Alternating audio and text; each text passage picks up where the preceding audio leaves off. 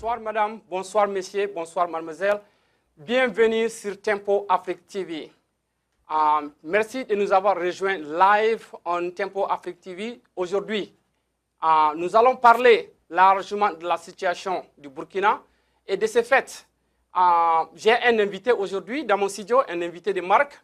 Le monsieur, c'est Alassane Savadogo. Alassane Savadogo, il a eu son diplôme à l'université de Minnesota. Et Alassane va m'aider aujourd'hui à décortiquer la situation qui se passe actuellement au Burkina Faso. Et vous êtes en train de nous regarder rétrospective. Bonsoir, monsieur Alassane Savadogo. Bonsoir, monsieur Diawara. Merci. Merci de m'avoir donné cette opportunité pour discuter de la situation actuelle au Burkina Faso. Merci d'avoir répondu à l'invitation, monsieur Alassane Savadogo. Sans tarder, je m'en vais vous demander de nous dire un peu de ce que vous en pensez de la situation politico-militaire qui se passe au Burkina Faso. Merci une fois de plus. La situation qui se passe actuellement au Burkina Faso est très inquiétante. Elle est inquiétante en ce sens qu'elle s'est passée à quelques semaines des élections qui devaient se tenir dans le cadre de la transition. Bon, mais pour les raisons essentielles de ce problème, de ce coup d'État, coup de force, comme on le dit, bon, cela est dû au fait que le régime de sécurité présidentielle ne veut pas perdre ses privilèges qu'ils ont eus avec l'ancien président pendant plus de 27 ans. Donc, voilà en partie les raisons qui ont motivé ces jeunes gens à intervenir, à entreprendre ce coup de force. Le leader du CNT, comme on le dit, oui. L'actuel organe politique de la transition et de choses qui s'est mis en place, Oui, oui. il se reproche beaucoup de choses. C'est un ancien compagnon d'armes du président Compaoré. Donc, pour revenir, pour se protéger, puisqu'il est beaucoup impliqué dans des dossiers, des crimes, alors que les dossiers sont en cours. Donc, pour faire mes bases sur ces éléments, bon, voilà en partie les raisons officielles qui peuvent justifier ce coup de force. Qu'il a fait. Ouais. Merci de nous avoir éclairé un tout petit peu sur ce que vous venez de dire. Il est très important que je vous invite sur ce plateau afin que nous puissions parler de la situation au Burkina, parce que l'Afrique est surprise de ce qui se passe au Burkina. Le Burkina, qui, après le départ de Blaise Compaoré, avait pu mettre en place une transition et diriger cette transition, les gens ont été surpris de voir qu'il y a 3 semaines de l'ouverture des élections, sinon des campagnes présidentielles. Déjà à ce niveau, les comploteurs, comme on le dit, ceux qui ont fomenté ce coup pour renverser les institutions de transition, ils sont déjà sanctionnés par la communauté internationale. Bon, ils sont privés de tout déplacement à l'intérieur de l'Union. Oui. Donc déjà, c'est un fait qui les affaiblit. Okay. Bon, deuxièmement, à l'intérieur, ils n'ont pas de soutien. Ils n'ont pas de soutien. Et ils n'ont pratiquement pas de soutien en dehors, mais même au sein du RSP, le coup d'État ne fait pas l'unanimité. Oui. Bon, donc, je me dis que ils sont en position de faiblesse. Actuellement, c'est peut-être une porte de sortie. Les gars sont en train de chercher pour se mettre un peu à l'abri des poursuites qui peuvent se passer après. Donc, j'ai foi que ils vont céder. Ils vont céder. Bon, jusqu'à présent, on va continuer de parler du Burkina Faso puisqu'il s'agit d'un crime, si on peut le dire, parce qu'avec l'avènement de la démocratie en Afrique, avec tout ce que les Africains font, avec tout ce que nous voulons, l'Afrique veut pour avancer, nous continuons d'assister à des coups d'État en ce 21e siècle. Je vais vous dire ceci, il y a une doute qui plane jusqu'à présent sur la libération du président Michael Kofando. Que pensez-vous de cela? Parce que, d'autre part, on nous fait comprendre qu'il est libre de ses mouvements par le chef putschiste qui est Gilbert Diendéré, si je me rappelle très bien, Diendéré, qui dit comme quoi que le président actuel, il est en liberté. Mais et pourtant, d'autre part, on dit qu'il est en résidence surveillée. Que pensez-vous de ces deux voies différentes? Tantôt, il est en liberté, tantôt, il est en résidence surveillée. Résidence surveillée, est-ce que ça veut dire quoi par là? Bon, enfin, résidence surveillée, ça veut dire qu'il n'est pas libre de ses mouvements. Il est chez lui à la maison, mais bon, quand même, ses mouvements sont contrôlés.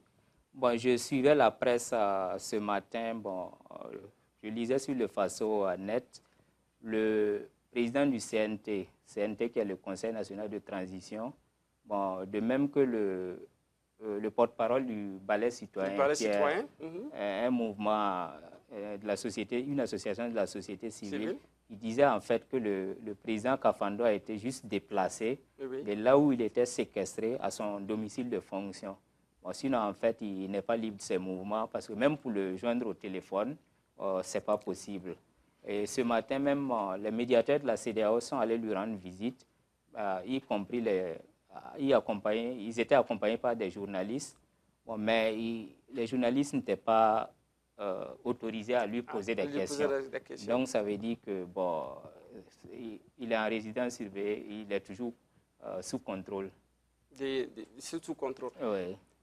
La situation actuelle au Burkina Faso nous interpelle, ça nous interpelle tous, parce que déjà l'Afrique de l'Ouest attend des élections. Il y a beaucoup de pays en Afrique de l'Ouest qui attendent des élections. La Côte d'Ivoire, les voisins, qui est là, qui attend des élections, qui se prépare pour les élections à venir. Que pensez-vous de cette situation au Burkina? Est-ce que ça va avoir un effet sur la Côte d'Ivoire? Que pensez-vous de cette situation? Je pense que le cas du Burkina est assez particulier parce que nous sortons d'un régime qui a dirigé le pays pendant près de 27 ans. Oui. Donc, ce régime est passé d'un régime militaire à un régime dit démocratique. Oui. Bon, et cette démocratie même n'était que de façade parce que les élections n'ont pas toujours été bien organisées comme les opposants le souhaitaient.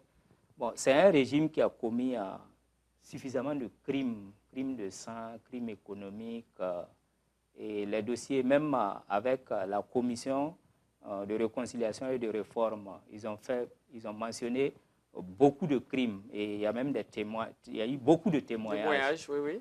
Donc, ils ont même exigé à ce que ces crimes-là soient poursuivis, ils ne restent pas dans les tiroirs, comme ça a été le cas pour le collège des sages après l'assassinat du journaliste Norbert Zongo. Donc, les mêmes putschistes qui étaient les anciens bras droits du président de CHU, Blaise Compaoré, ils se reprochent des crimes, l'assassinat de Norbert Zongo, Thomas Sankara, sans compter les problèmes de la sous-région. Donc, ils veulent quand même empêcher la vérité de se manifester. Donc, bon, je dirais que le cas du Burkina est assez particulier et différent de celui de la Côte d'Ivoire. Donc, parlons un tout petit peu des sanctions qui sont venues. Oui. Nous savons qu'il y a eu beaucoup de sanctions. Oui. Pour la première fois, moi, j'étais très content pour voir l'Union africaine, la CEDEAO, les Nations unies réagir avec la manière forte. Si je dis réagir avec la manière forte, toutes ces institutions ont condamné, non seulement pas condamné, l'Union africaine, elle est allée beaucoup plus loin pour même faire des sanctions contre le Burkina. Mais ces sanctions, ça va peser beaucoup sur l'économie burkinabé. Que pensez-vous de ces sanctions si ça devait continuer, si ces négociations devaient continuer pendant longtemps? Ouais, bon, je pense que ces sanctions sont les bienvenues parce que, bon, selon la charte même des organisations internationales, les coups d'État ne sont pas autorisés. Bon, donc, de façon diplomatique, il faut qu'ils prennent ces décisions-là pour montrer que non, ils sont contre ces faits. Et deuxièmement, ça va amener les auteurs du putsch à fléchir sur leur position. Bon, parce que c'est comme, bon, je le disais, ils se reprochent beaucoup de trucs. Donc, s'il n'y a pas de telles sanctions, ils sont prêts à aller jusqu'au bout. Mais bon, avec les sanctions niveau international, niveau interne, la pression au niveau interne, je pense qu'ils vont fléchir. Mais moi, je n'ai peur que ça prend du temps. Pourquoi je le dis? Encore, il y a la société civile qui refuse de négocier. Il y a pas mal de partis politiques qui se disent prêts à négocier, mais après qu'on ait libéré le président, après qu'on ait libéré le premier ministre et que tout le monde reprend fonction, et afin de pouvoir s'asseoir sur une table de négociation. Est-ce que vous ne pensiez pas que si chacun restait sur sa position, ça risque de prendre du temps pour le peuple burkinabé? Parce qu'il faut savoir une chose, depuis le jeudi, depuis le mercredi, l'activité économique, socio-politique, elle est morte au Burkina Faso. Elle est morte. Elle est morte pour la simple raison que les gens sont dans la rue, les gens manifestent, les gens ne sont pas contents de ce qui se passe. Est-ce que vous ne pensiez pas que ça risque de prendre beaucoup de temps? Bon, c'est pas en fait la question de temps qui importe beaucoup, mais le dénouement. Bon, parce qu'ils sont venus de façon illégale et tout le monde, la transition était sur de bonnes rails, sur de bons rails, je veux dire. Et les élections devaient se tenir en 3 semaines, tout marchait bien. Donc, en fait, ce n'est pas le temps qui importe, mais le dénouement. Il faut que les élections se passent de façon transparente et apaisée. C'est ce qui est le plus important. Bon, je pense que vous avez raison, mais pour que ces élections puissent se passer dans la transparence et qui est le plus important, mais est-ce qu'encore il faut faire venir l'accalmie dans les pays?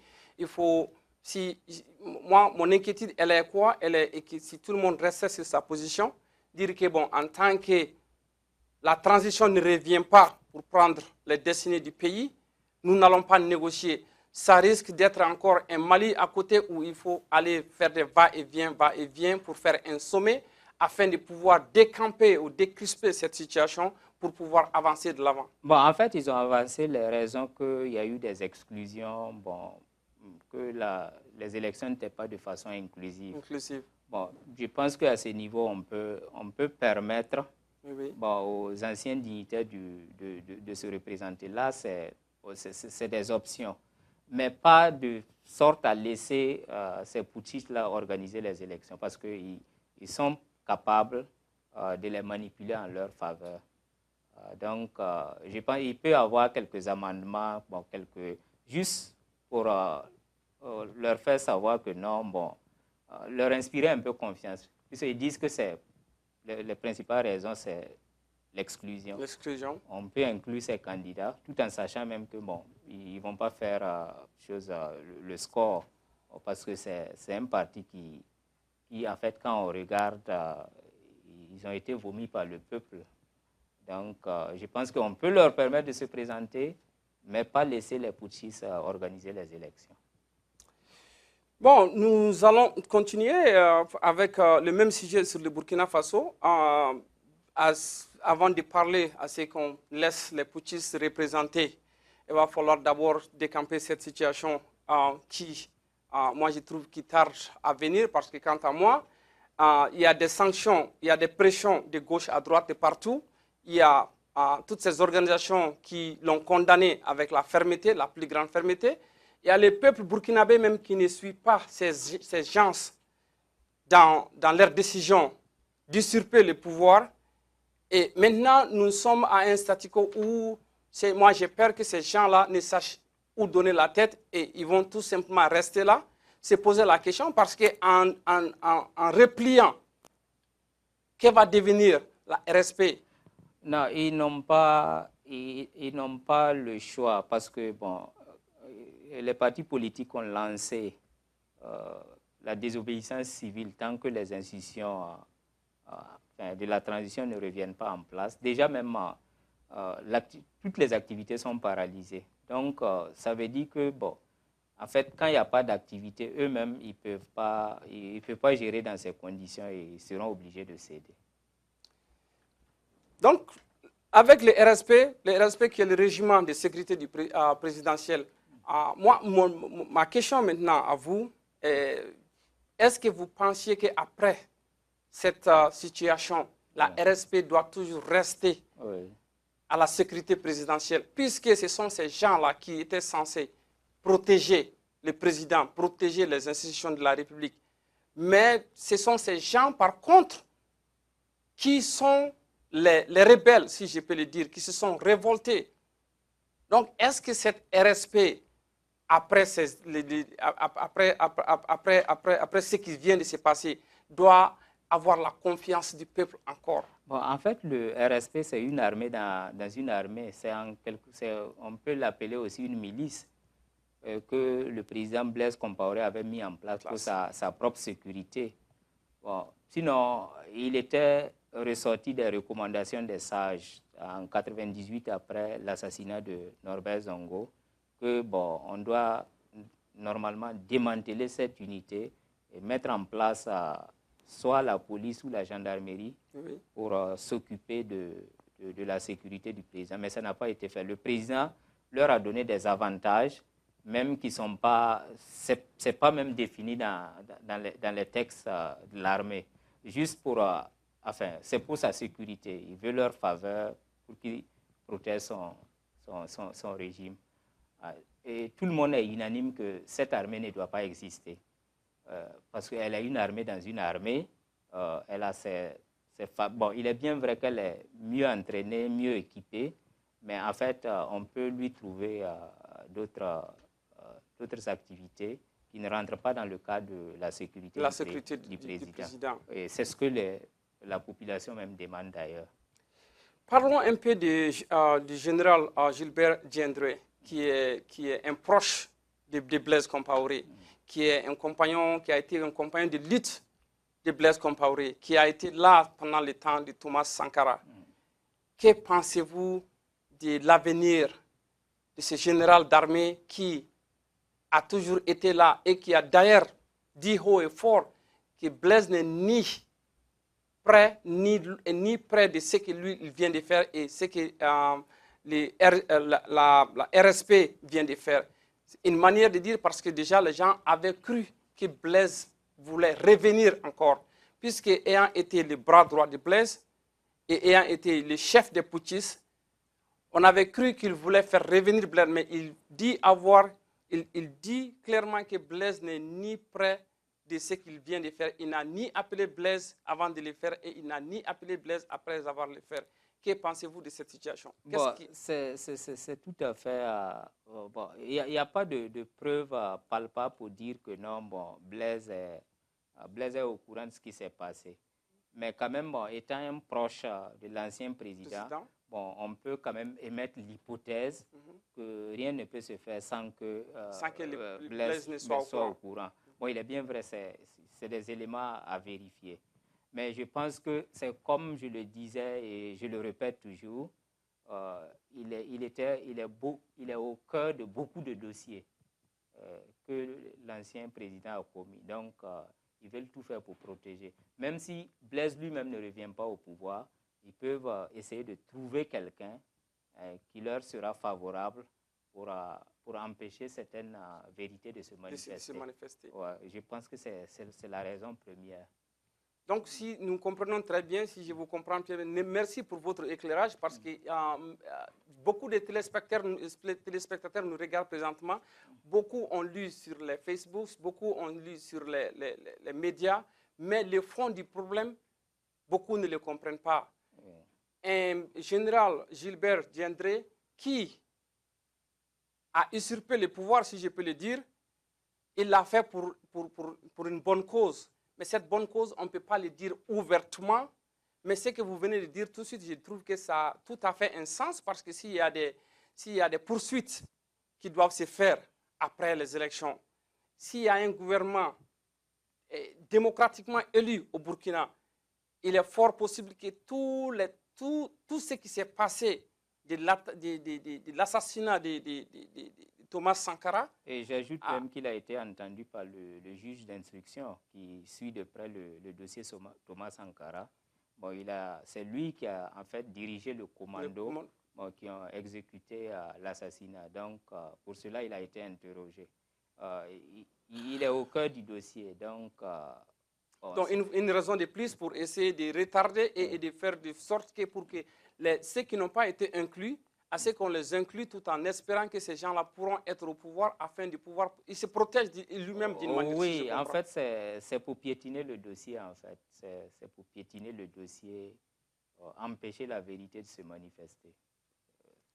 Parlons un tout petit peu du ballet citoyen. Le ballet citoyen, c'est un mouvement qui est là, qui m'a l'air d'avoir une très grande force au Burkina Faso, La société civile. de la société civile, surtout à Bobo Dioulasso. Oui, pas seulement à Bobo, même à Ouaga, Bobo, dans beaucoup de villes, beaucoup d'autres régions du pays, c'est un mouvement qui est représenté. Quelle contribution le ballet peut envoyer pour pouvoir décamper cette situation? Est-ce que c'est en allant dans la rue? Est-ce que c'est il faut manifester son mécontentement, montrer sa désapprobation au système en place, jusqu'à ce que les gens, au niveau international comme national, se rendent compte que non, la pression est forte et bon, ils n'ont pas de... Enfin, ils ont beaucoup de gens qui s'opposent à eux. En fait, c'est le message que le ballet citoyen peut envoyer. Et puis, bon, ça peut décourager ces militaires-là dans leur aventure. Mais il faut ne pas oublier aussi que, bien vrai qu'il y a eu beaucoup de problèmes, il y a eu beaucoup de manifestations, mais il faut aussi reconnaître qu'il y a un groupe qui est de l'autre côté qui supporte les mutins. Que pensez-vous de ces groupes qui supportent les mutins? Ben, en fait, le groupe, quand on regarde, ils ne font pas le poids. C'est seulement les quelques éléments de l'ancien régime, le Congrès pour la démocratie et le progrès, qui a tendance à soutenir le régime en place. Bon, sinon, en fait, ils n'ont pas une base solide. Est-ce que nous devons avoir peur à ce que la situation se dégénère parce que ce n'est pas dans l'intérêt du Burkina, ce n'est pas dans l'intérêt de la sous-région, mais est-ce que doit-on avoir peur que la situation ne se dégénère parce que déjà il y a eu des morts d'hommes, il y a 7 personnes qui ont péri au Burkina, à Ouagadougou, si je peux le dire.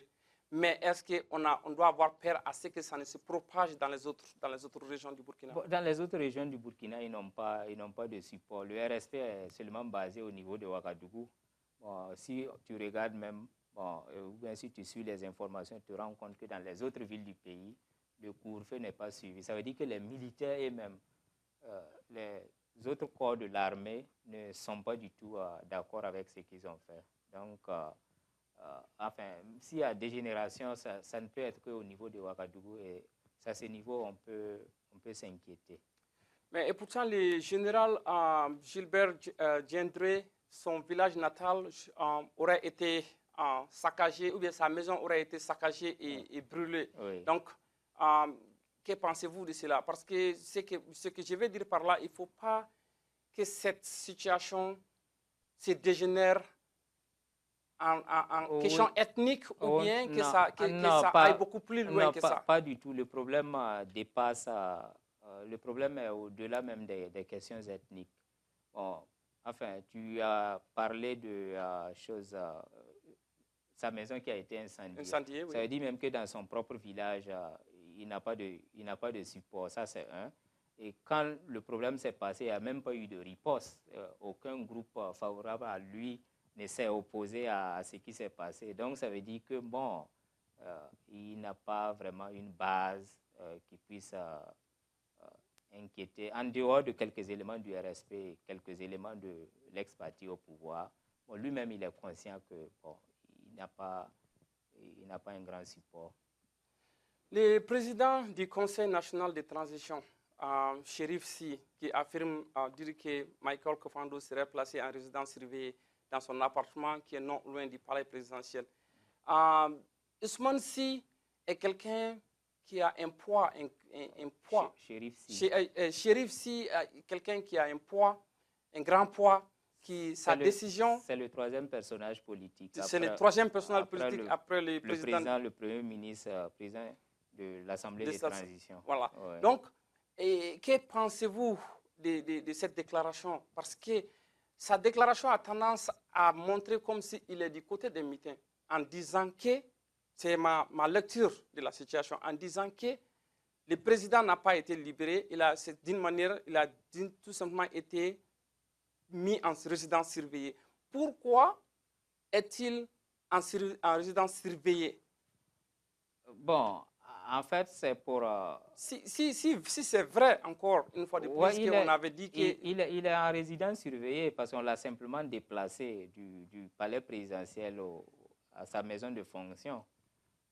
Il n'est pas libre de ses mouvements. Il n'est pas libre de ses mouvements. Oui. Donc, ce que je voulais dire par là, parce que d'autres diront que, j'ai lu sur RFI, il y a beaucoup d'informations qui nous parviennent, qui disent tantôt qu'il est libre de ses fonctions, qui a été dit, il a été libéré et se trouve dans sa résidence officielle. C'est ce que... Mais dans les termes réels, il n'est pas libre. Il n'est pas libre de ses mouvements. On ne peut pas le joindre au téléphone. Il n'est pas tenu de parler à des journalistes. Donc, c'est pour dire qu'il est privé de sa liberté. Il est toujours privé de sa liberté. Donc, nous allons toujours... Je veux vraiment cette opportunité que vous soyez là pour qu'on puisse vraiment informer les téléspectateurs de Tempo Afrique TV de la situation qui prévaut au Burkina Faso. Je ne vais pas vous laisser partir sans ne pas autant demander, autant de questions que vous pourrez nous donner des informations supplémentaires que les autres n'en ont pas, afin de pouvoir faire comprendre aux gens que la situation elle est vraiment grave au Burkina Faso. Je reviens encore sur le déplacement du président en exercice de la CEDEAO qui est Macky Sall et Boni Yayi qui sont là. Ils auront fait des réunions jusqu'à présent, présentement là où nous parlions. Il y a des réunions qui continuent de se passer dans des salons, ainsi de gauche à droite, avec la société civile, avec les partis politiques. Que pensez-vous? Qu'est-ce que vous pensiez qu'ils pourront avoir quelque chose de concret pour enfin décamper cette situation? Parce que, encore une fois de plus, la société civile, des gens de la société civile sont prêts à s'asseoir pour discuter, mais à des conditions. Oui. Et ces conditions, c'est quoi? La majorité s'est dit qu'il faut que la transition revienne. Ouais, c'est pas là, en fait, avant de continuer de parler. J'ai l'impression qu'ils sont prêts à reporter la date des élections. Oui, bon, je lisais pas juste quelques heures avant, bon, il y a un flash qui disait que bon, c'est fort possible que les autorités de transition reviennent et ce qu'ils peuvent faire, c'est d'inclure ceux qui sont exclus de la compétition présidentielle. Bon, mais ça, c'est toujours des informations à vérifier. Mais je suis sûr que bon, ils arriveront à un consensus, ils trouveront un consensus. Bon, nous l'espérons très bien parce que, comme encore une fois de plus, je l'ai dit, l'Afrique vraiment en a besoin. Et je pense que pendant que les autres continents continuent de travailler pour le progrès, malheureusement, on voit jusqu'à présent de nos jours, on voit qu'en Afrique, il y a des coups d'État de gauche à droite. Surtout, l'Afrique de l'Ouest en a besoin. Le Mali, où il y a des problèmes. En Côte d'Ivoire, on s'apprête pour des élections présidentielles.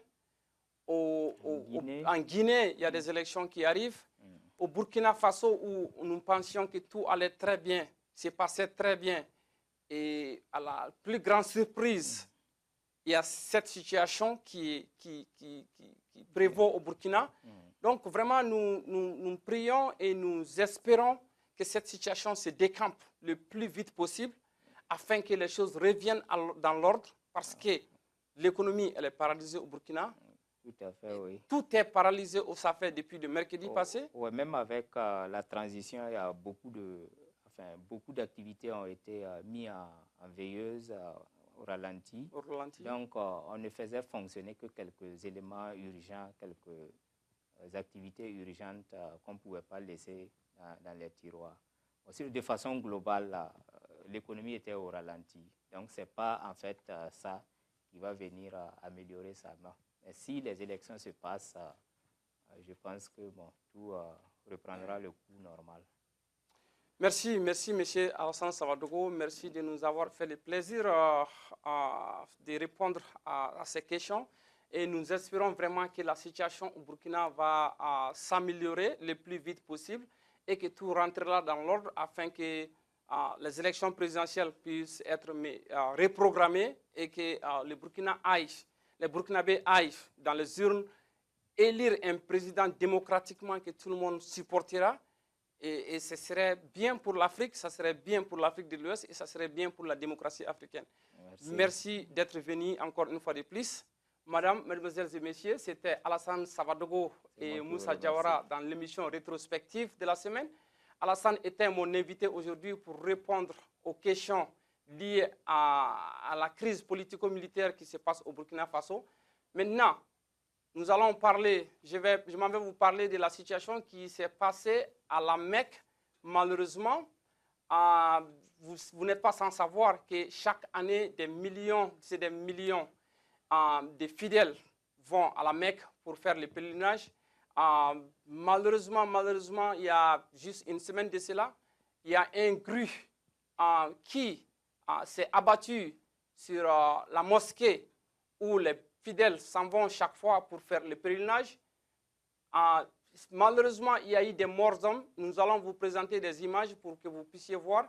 Je me prosterne devant tous les disparus, je me prosterne devant les blessés et nous souhaitons un très bon rétablissement aux blessés. Et avec l'afflux des pèlerins, avec l'afflux des musulmans qui s'en vont à la Mecque chaque année, on commence à voir chaque année qu'il y a de ces petits incidents de gauche à droite à la Mecque, mais cette année, cet incident, elle est à déplorer, vraiment parce qu'il y a eu beaucoup de pertes en vie humaine, il y a eu beaucoup de dégâts en matériel et nous prions le bon Dieu, Allah subhanahu wa ta'ala, qui paie aux âmes de ceux qui ont disparu et nous souhaitons un prompt rétablissement à ceux qui sont à l'hôpital et nous prions le bon Dieu que le reste du pèlerinage se fasse dans de très bonnes conditions. Nous souhaitons très bonne chance à ceux qui s'apprêtent à y aller pour faire le Hajj et nous dirons encore une fois de plus que Allah subhanahu wa ta'ala les accorde dans son paradis et c'était rétrospective encore une fois de plus avec Moussa Diawara et nous allons Inch'Allah nous retrouver la semaine prochaine pour un autre numéro de rétrospective.